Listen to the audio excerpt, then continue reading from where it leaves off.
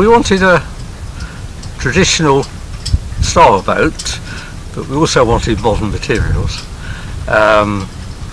We wanted a boat we could launch, the two of us, by hand, which gives us access to a lot more water. It had to be a beautiful boat, one that would look after us, but not too slow. And 12 foot seemed the right length for handling on and off the water.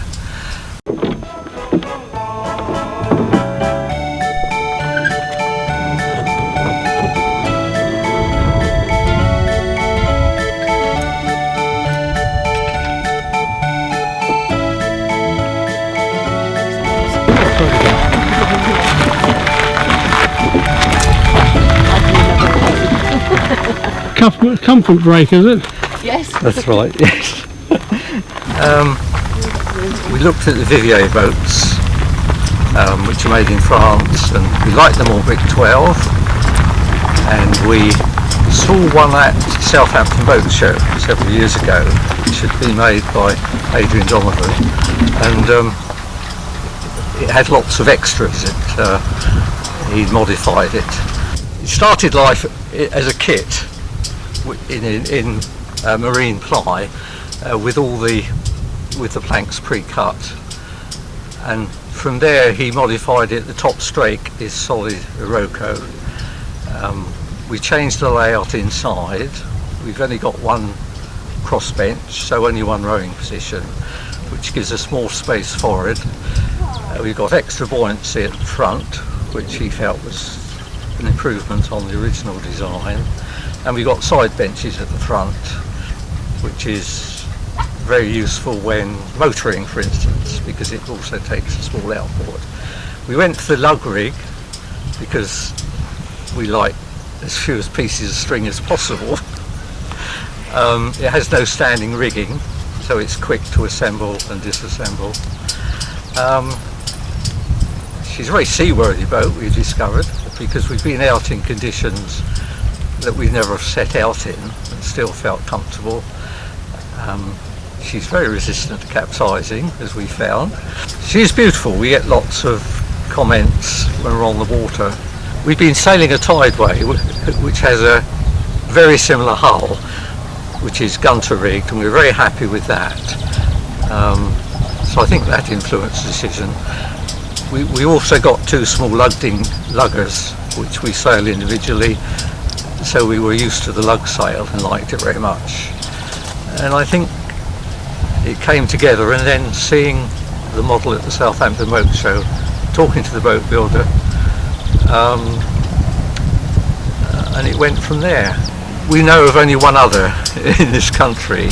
I suspect there might be more. It's quite popular in France itself, and also in Eastern Europe. I know they build them there. All of Vivier's boats, he says, are designed on working boat principles, which obviously have to be boats that sail well and easily, but keep you safe at the same time. We go cruising all over the country, actually. One of our favourite places to sail is here at Cobner, because we love the facilities here. This year we are also going to the Norfolk Broads, the Lake District, Rutland Water in a few weeks' time, and then we sail in a lovely lake in the mountains in mid-Wales. So we're actually towing our boat uphill behind our little camper van up into the mountains, which looks, ridiculous. But then you come to the top of this steep hill and you go right down this hill to this beautiful lake with a little sailing club at the bottom, and it's lovely. We just camp at sailing clubs or anywhere that's willing to have us, really.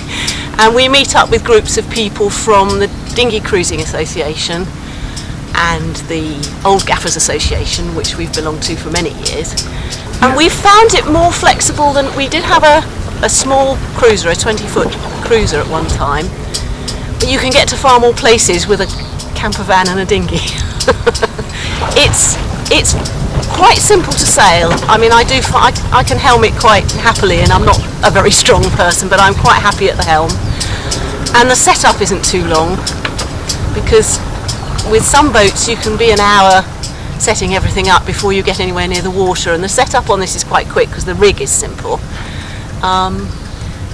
And yes, she gets admiring glances, which is always nice. And it's lovely to have a boat that people notice and say, "Oh, that's nice. What is it?"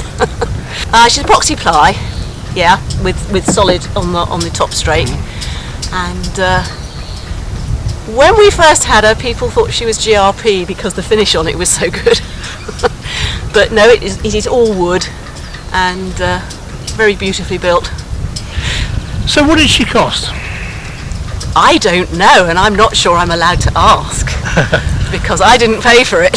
So it might be a big secret. Yeah. Well, she costs as much as a medium-sized family saloon car. So she is an expensive boat. But obviously worth it. Absolutely. We think so. Yes. Well, I think yes. so. I didn't pay for it. Yes. Yes, she is. Yes. The decision was made that there was a certain amount of funds there, and as long as it didn't go over budget, we'd have exactly what we wanted. So I think you could probably build the basic one for not more than half the price, just with the lug sail. But we did go for special fittings and things just to, Yes. because we like traditional boats, we went for the sort of traditional fittings as well because Yes. they just add to it a bit. She's an ideal boat for a more mature couple. Yes. Why? Because when you're sailing, you can get away with as little agility as I've got. I mean, I have an artificial knee which doesn't help, and I'm entirely secure in the boat. I occasionally get told off for not moving fast enough, but I think who's the skipper out of you I two? think that's low reaction time more than anything.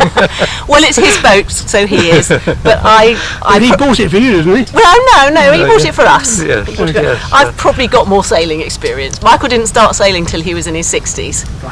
So, yes, I mean, it's a perfect boat for the pair of us, actually. Yes. Yeah. I'm the one who puts it on the mud, and when that happened last time, I was the one who got out and pushed. So I do make mistakes as well.